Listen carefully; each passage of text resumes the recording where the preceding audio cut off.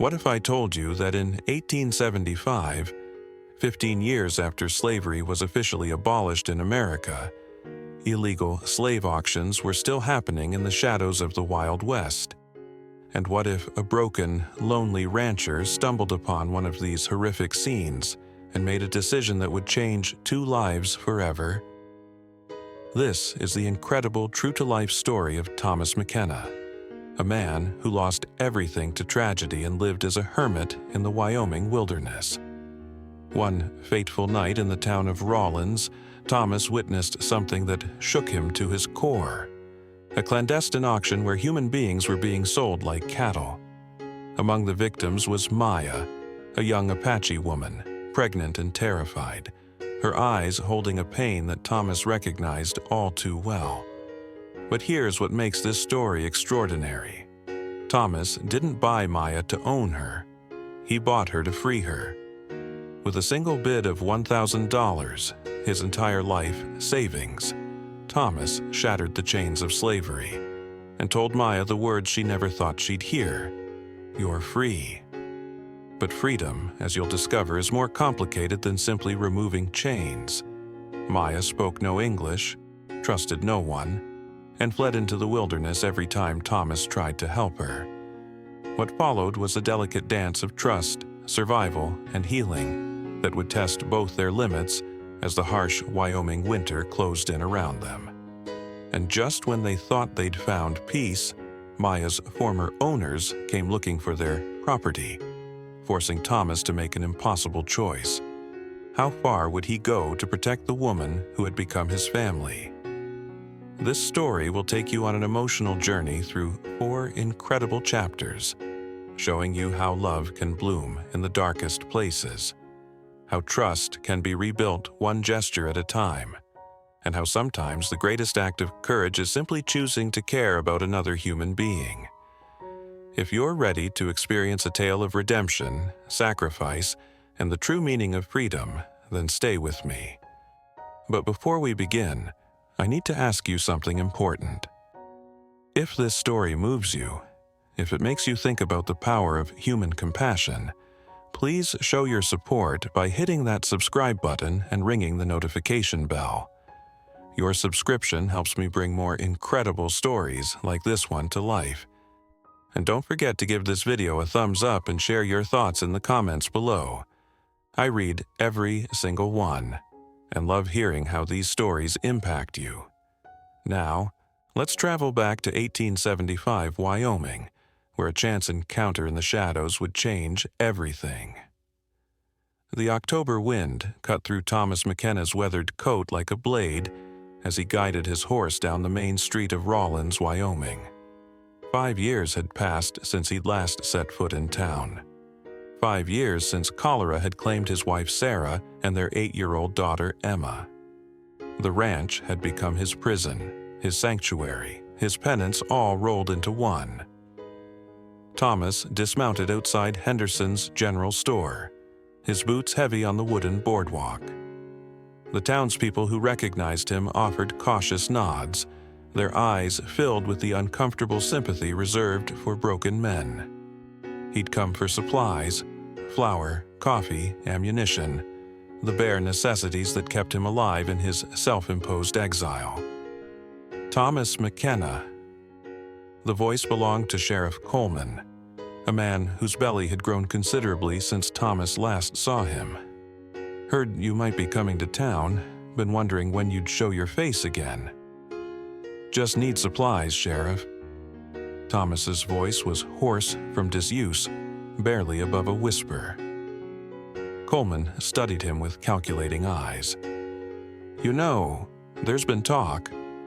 Some folks think you might have, well, that the isolation got to you." Thomas ignored the implication, pushing past the sheriff into the store. But Coleman's words followed him, planting seeds of doubt about his own sanity. Maybe they were right. Maybe the loneliness had finally driven him mad, because what he was about to witness would challenge everything he thought he knew about this God-forsaken territory.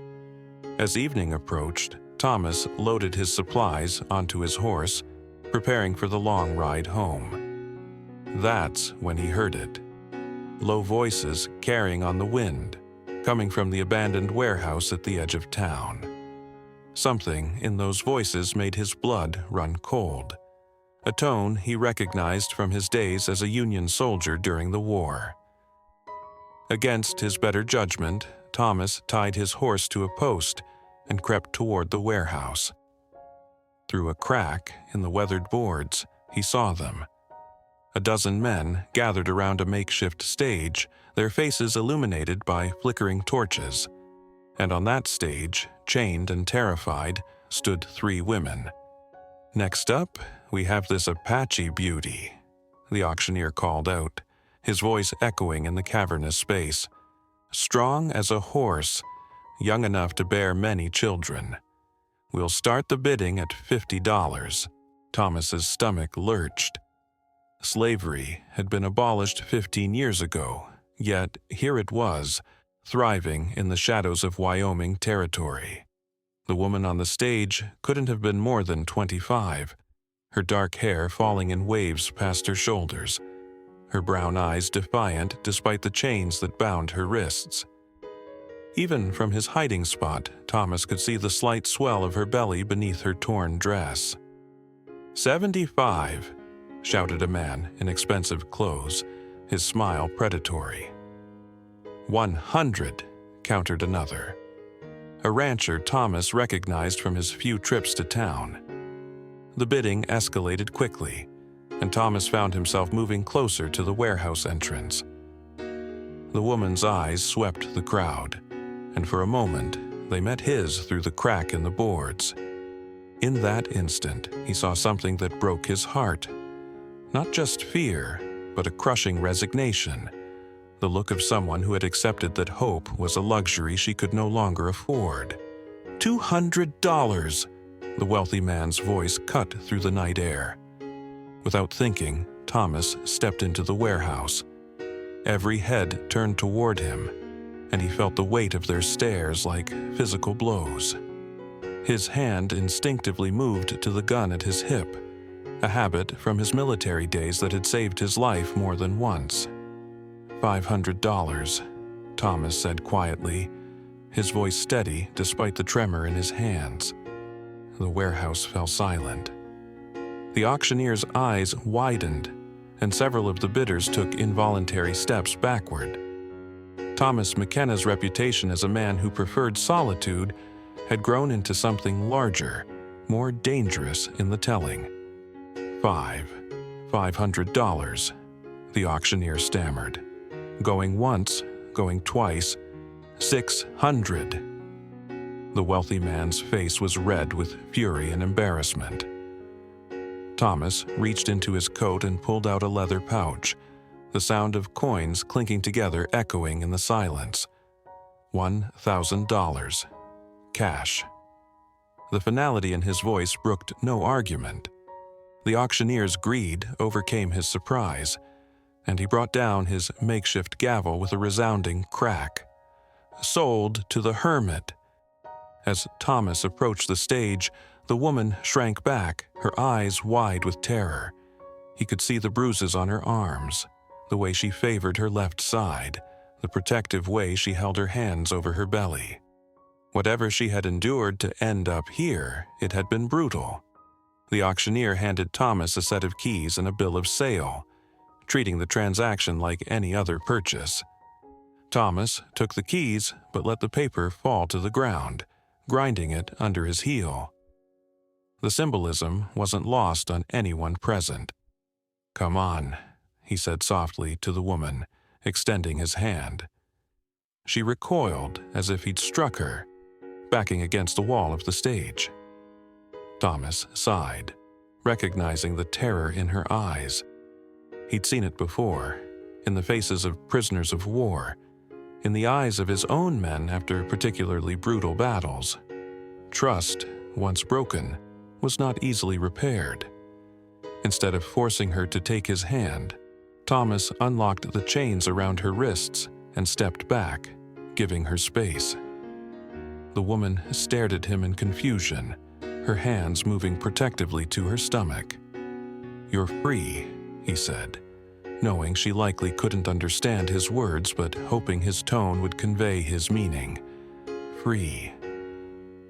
The ride back to the ranch was a study in contrasts. Thomas riding tall in his saddle, the woman perched awkwardly on the horse he'd purchased for her, maintaining a careful distance of 20 yards between them. She rode well, he noticed, her posture natural, despite her obvious discomfort with the situation. Every few minutes, she would glance over her shoulder, as if expecting pursuit or planning escape. The November sky was heavy with the promise of snow, and Thomas could feel the first bite of winter in the air. His ranch sat in a valley surrounded by rolling hills, isolated enough that a man could go months without seeing another soul. As they crested the final hill, the modest ranch house came into view, smoke curling from the chimney like a beacon of warmth in the growing dusk. The woman, Maya, he'd heard someone call her at that cursed auction, pulled her horse to a stop and stared at the scene below. Thomas could only imagine what she was thinking.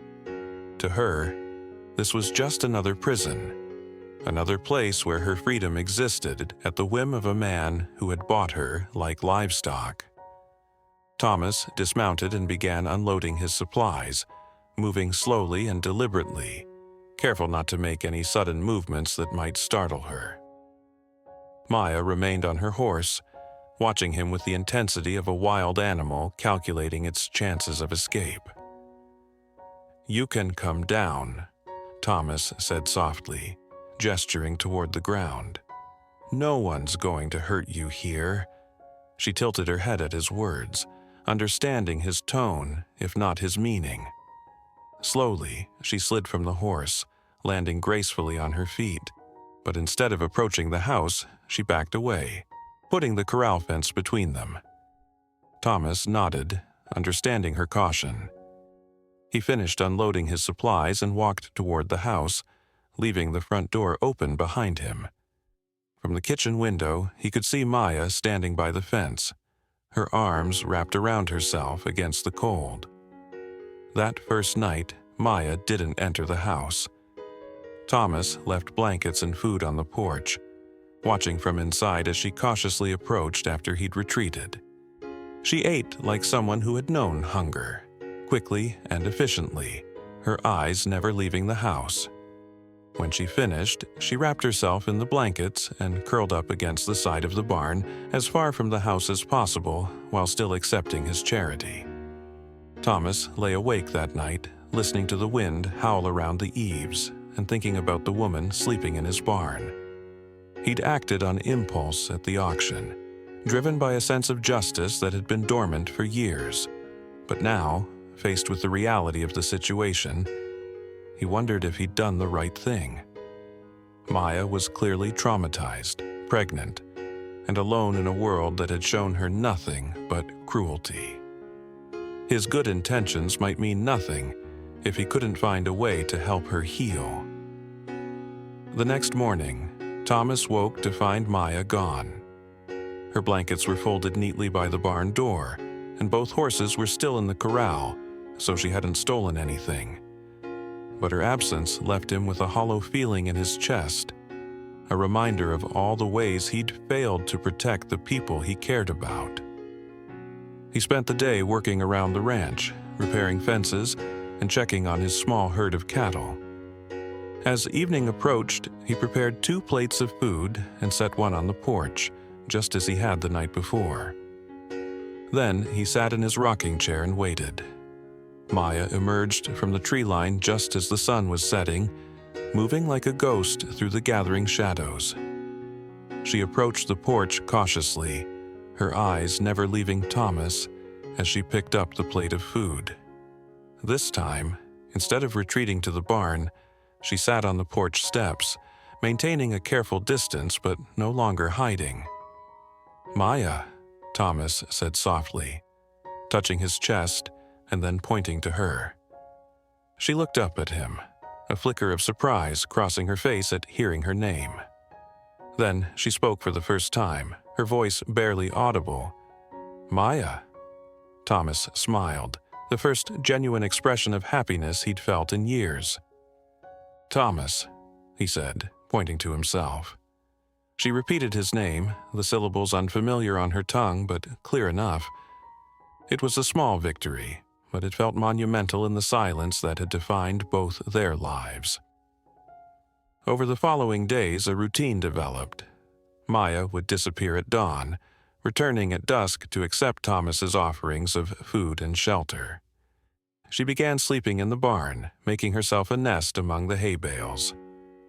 Thomas never entered the barn uninvited, respecting her need for a space that was hers alone. Communication came in fits and starts. Thomas would point to objects and speak their names in English, while Maya would respond with words in her native Apache tongue. Neither understood the other's language, but understanding began to develop anyway. In the way Maya's posture relaxed when Thomas kept his distance, in the way she began to linger longer on the porch after eating, in the small gestures that bridged the gap between their worlds. One morning, Thomas woke to find Maya collapsed in the snow halfway between the house and the tree line. Her lips were blue with cold, and her breathing was shallow and labored. Without thinking, Thomas scooped her into his arms and carried her into the house, laying her on the couch near the fireplace. Maya's eyes fluttered open as warmth began to return to her body, and she immediately tried to sit up, panic filling her face, but Thomas was ready for this reaction. He held up his hands, palms out, and backed away from the couch. "Safe," he said, repeating the word several times while keeping his distance. "Safe." Maya's breathing gradually slowed, and she allowed herself to sink back into the cushions. Thomas brought her warm soup and dry clothes, setting them on the coffee table before retreating to his chair across the room. For the first time since he'd brought her home, Maya was inside his house, and neither of them was sure what it meant.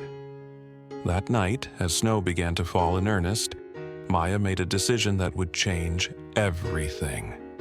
Instead of returning to the barn, she curled up on the couch, pulling the blankets Thomas had given her up to her chin. Thomas, seeing her there when he came downstairs for his morning coffee, felt something shift in his chest. A warmth he hadn't experienced since Sarah and Emma had been alive. Winter was coming, and with it, the real test of whether two broken people could learn to trust each other enough to survive. December arrived with a vengeance, burying the ranch under 3 feet of snow and transforming the landscape into a crystalline wilderness. The isolation that had once been Thomas's choice became a necessity, as the roads became impassable, and the nearest town might as well have been on the moon. For Maya, the enforced intimacy of sharing the small ranch house with Thomas was both terrifying and oddly comforting. The morning routine had evolved into something resembling normalcy. Thomas would wake before dawn, stoke the fire, and prepare breakfast while Maya remained on the couch, watching his movements with careful attention. He'd learned to announce his presence with small sounds, clearing his throat, shuffling his feet, so he wouldn't startle her. In return, Maya had begun helping with small tasks, folding blankets, setting the table, always moving with the fluid grace of someone accustomed to living in harmony with her environment. Maya's pregnancy was becoming more apparent as the weeks passed. Thomas had noticed her holding her back more frequently, the way she would rest her hand on her belly when she thought he wasn't looking. The child she carried was a constant reminder of the violence that had brought her to that auction, but also a source of fierce protectiveness that burned in her eyes whenever she thought of the future. Communication between them had evolved beyond simple words. Thomas had fashioned a set of wooden blocks with pictures carved into them: a cow, a horse, a house, a person. Maya had added her own touches, using charcoal to draw symbols that meant something in her culture. They would sit by the fire in the evenings, building conversations with gestures, drawings, and the occasional word in each other's languages. One evening, as a particularly fierce blizzard raged outside, Maya approached Thomas with a piece of paper. She had drawn a picture of a woman with a swollen belly, and next to it, symbols that Thomas couldn't decipher. But her expression was clear: fear, uncertainty, and a desperate need for reassurance. Thomas studied the drawing, then looked up at Maya. "Baby," he said, pointing to the figure in the drawing, then to Maya's belly. "Baby." Maya repeated the word, her pronunciation careful and precise. Then she pointed to herself and made a gesture that Thomas interpreted as a question. Would she be safe? Would the baby be safe? Thomas nodded emphatically, placing his hand over his heart. "Safe," he promised, the word carrying the weight of a vow. "You and baby. Safe." For the first time since he'd brought her home, Maya smiled. It was barely a ghost of an expression, but it transformed her face, revealing the young woman she might have been in a different world, under different circumstances. The next day brought unexpected visitors. Thomas was chopping wood behind the house when he heard the sound of horses approaching. Maya, who had been helping him stack the split logs, immediately tensed, her hand moving instinctively to her belly. "Stay here," Thomas said, recognizing the tone of danger that had saved his life countless times during the war. "Hide." Maya didn't need to be told twice. She melted into the shadows behind the woodpile, moving with the stealth of someone who had learned that visibility meant vulnerability. Thomas walked around to the front of the house, his hand resting casually on his gun. 3 men sat on horseback, their faces partially obscured by heavy coats and wide-brimmed hats. But Thomas recognized the leader immediately, the wealthy man from the auction, the one who had been outbid for Maya. "McKenna," the man called out, his voice carrying the authority of someone accustomed to getting his way. "I'm Harrison Wade. We met briefly in Rawlins." Thomas said nothing, waiting for Wade to state his business. "I understand you made a purchase that night," Wade continued, his tone conversational but his eyes hard. "I'm prepared to offer you double what you paid, cash money." "Not for sale," Thomas replied, his voice steady, despite the adrenaline coursing through his veins. Wade's smile was cold. "Everything's for sale, McKenna. It's just a matter of finding the right price." "I said no." Thomas's hand moved slightly closer to his gun, a movement that didn't go unnoticed by Wade's companions. "You're making a mistake," Wade said, his facade of civility beginning to crack. "That property belongs to me.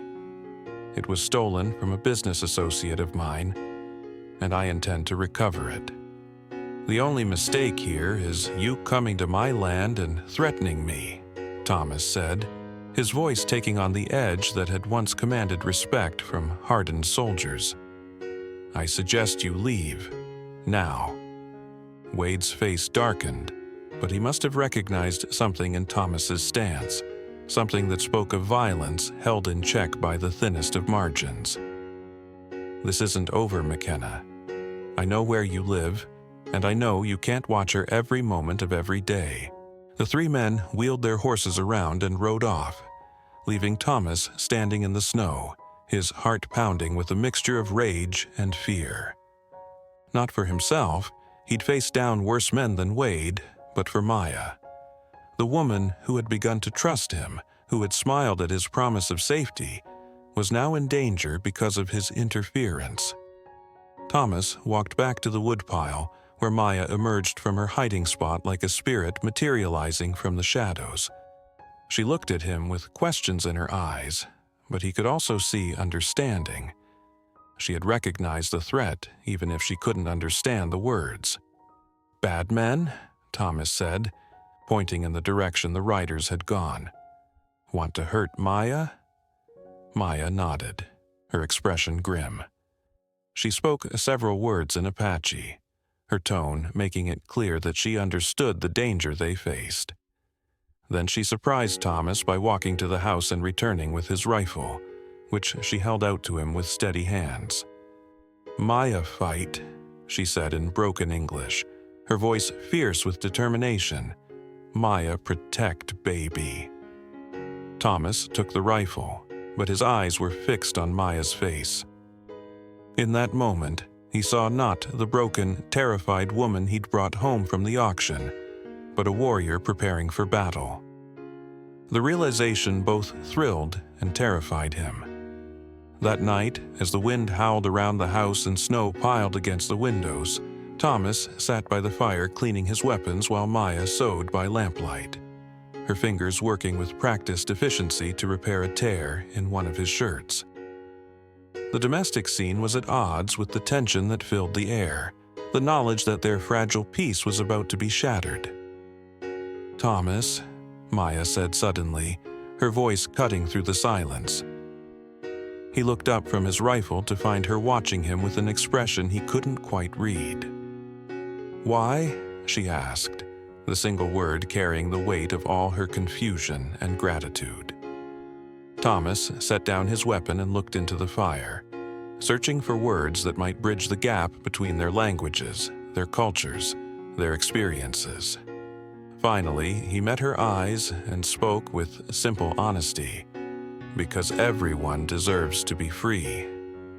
Maya was quiet for a long moment, processing his words. Then she reached across the space between them and placed her hand briefly on his arm, the first time she had voluntarily touched him since that night in the warehouse. "Thomas, good man," she said softly. Maya grateful. Outside, the storm continued to rage, but inside the small ranch house, two people who had been strangers just months ago prepared to face whatever came next. Together. Spring arrived late that year, and with it, the reckoning Thomas had been dreading. The snow began to melt in earnest in mid-March, revealing a world washed clean but still dangerous. Maya's pregnancy had progressed to the point where she could no longer hide her condition, and Thomas found himself torn between the joy of anticipating new life and the terror of what Wade might do if he discovered the baby's existence. Maya had blossomed during the winter months, not just physically but emotionally.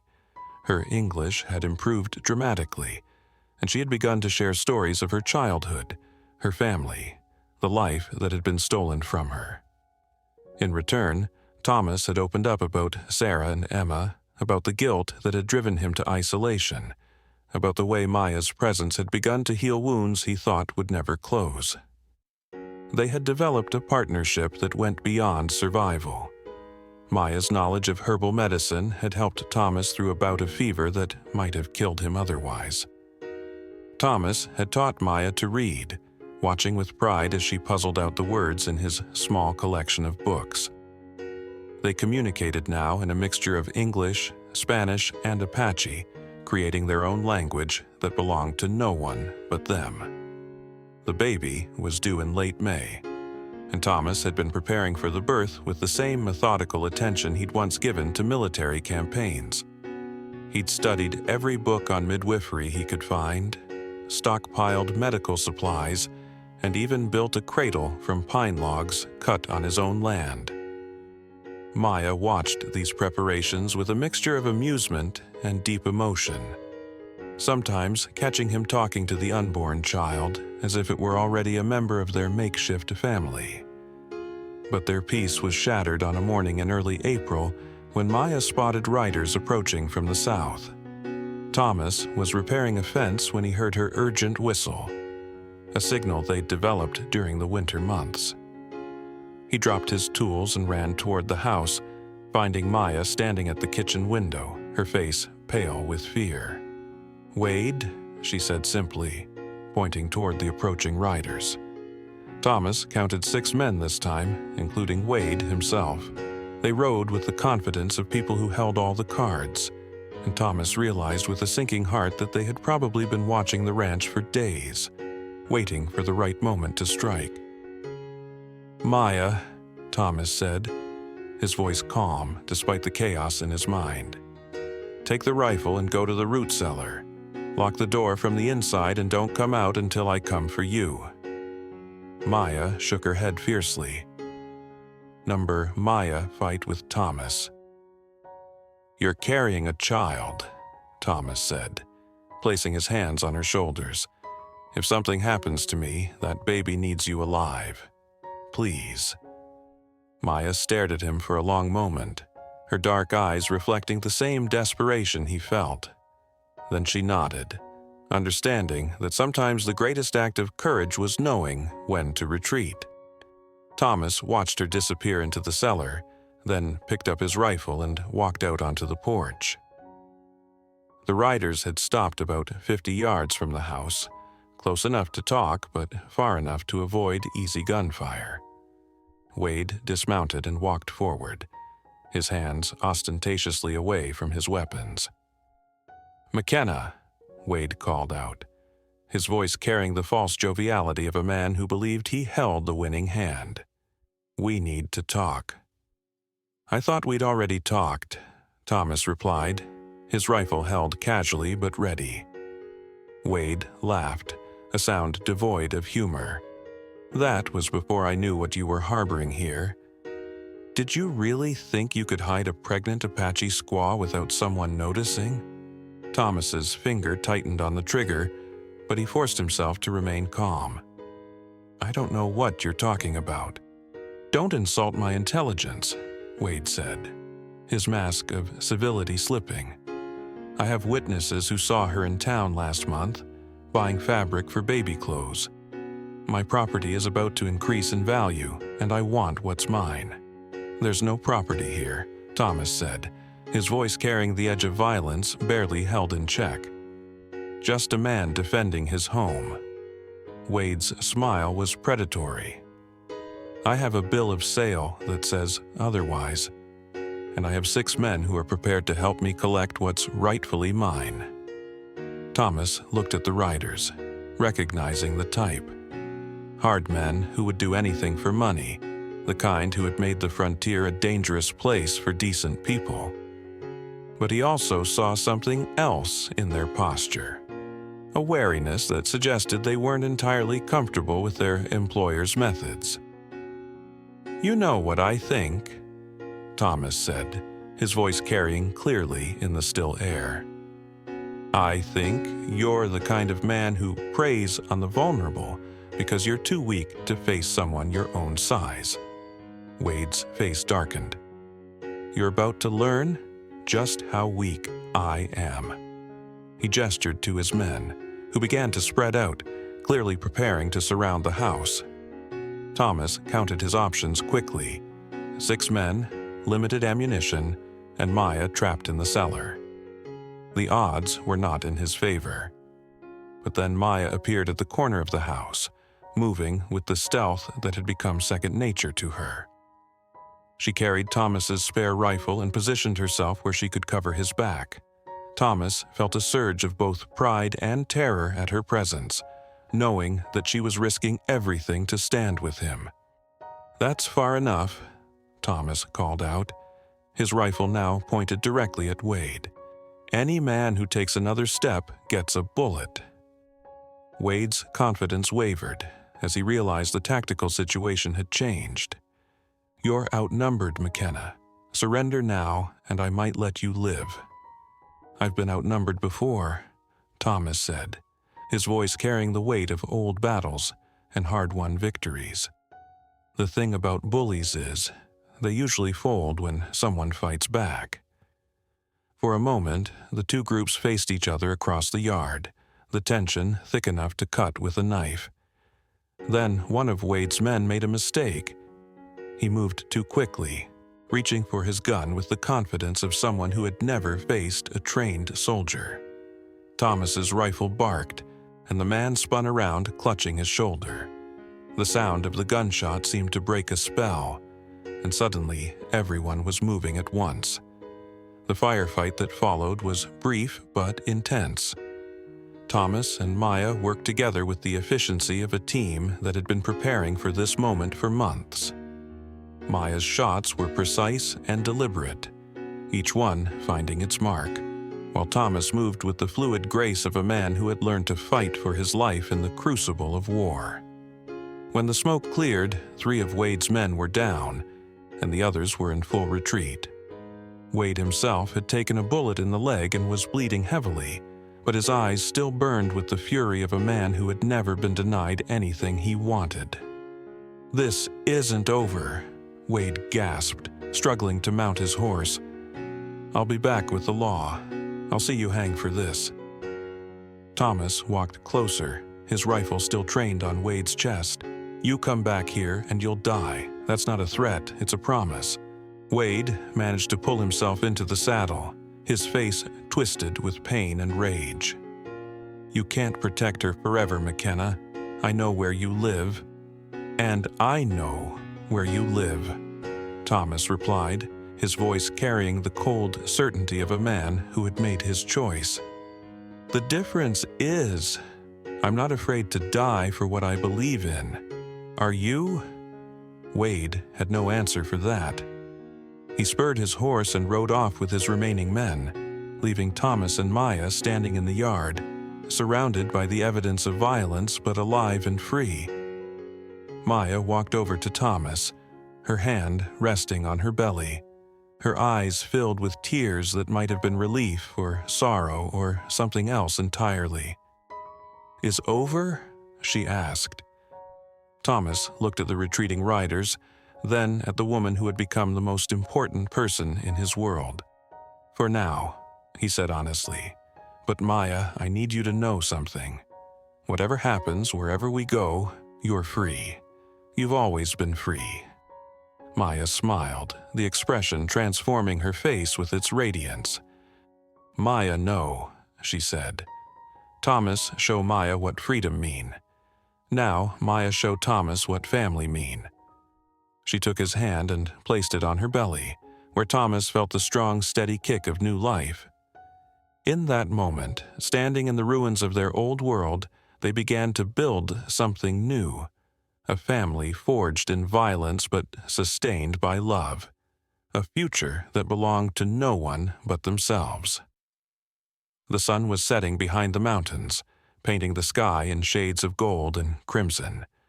Tomorrow would bring new challenges, new dangers, new choices. But tonight, they were alive, they were free, and they were together. And sometimes, Thomas thought as he looked at Maya's face in the fading light, that was enough to build a life on. The end.